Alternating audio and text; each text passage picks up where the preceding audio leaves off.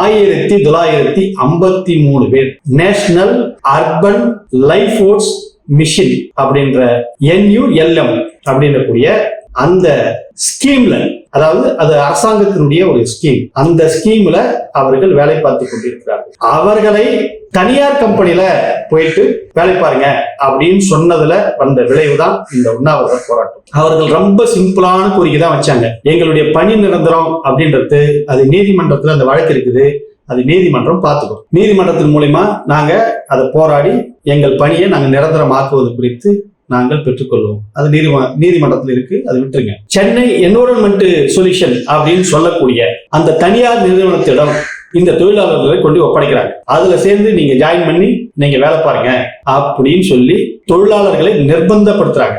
அதனுடைய அடிப்படையில தான் அவங்க நாமளே இருக்கோம், நம்மளுடைய சம்பளத்துல 3ல் 1 பகுதி வேற ஒருத்தர் எடுத்துட்டு போறாங்க, நமக்கு கிடைக்காம போகுது அப்படின்னு சொல்லி கேட்டா யாராவது போராடாம இருப்பாங்களா?